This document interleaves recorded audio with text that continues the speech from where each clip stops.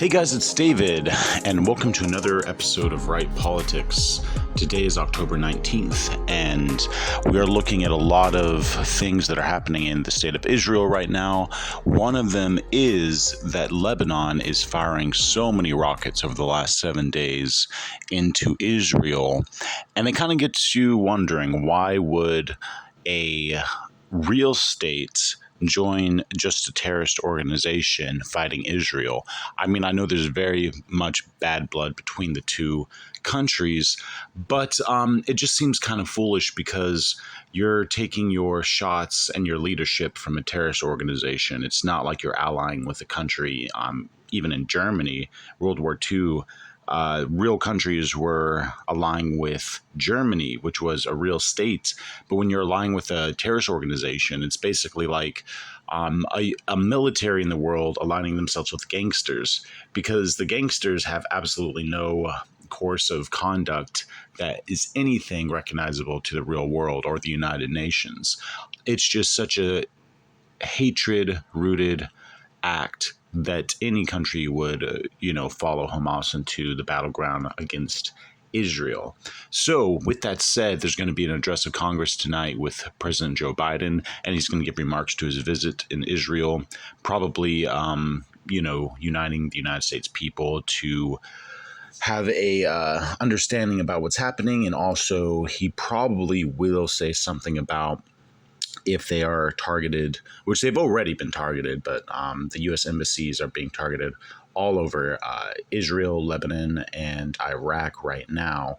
And to me, that's a threat of war. It's like if you're doing drone strikes, which is exactly what happened in Iraq earlier this morning, it's definitely an act of war.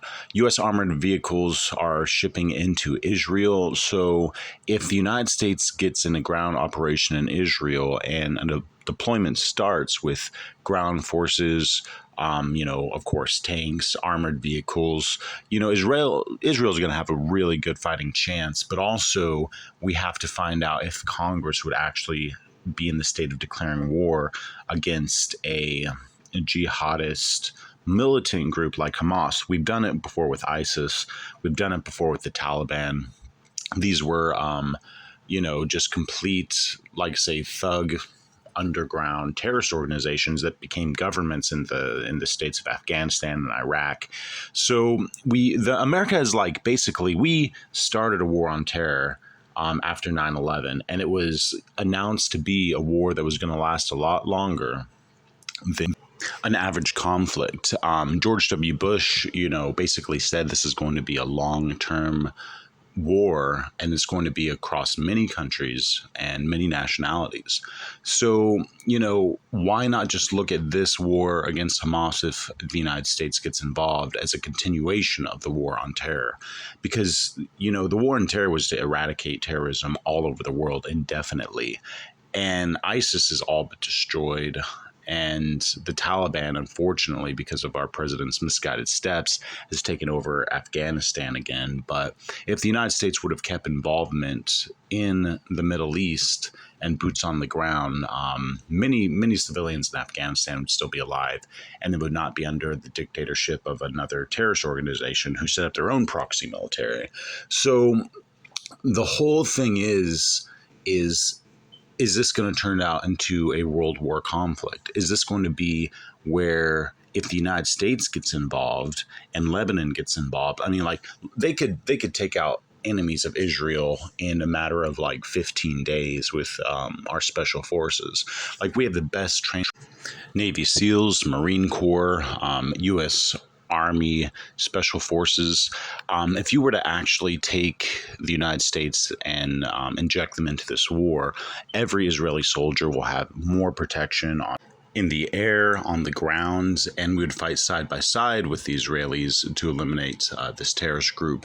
And if another superpower gets involved in the war because they have connections to Hamas or the Palestinian people, like if Iran joins, or even countries like Lebanon that are smaller, or countries like China. I don't think Russia would do it because they're just about out of, even modern day weapons and ammunition.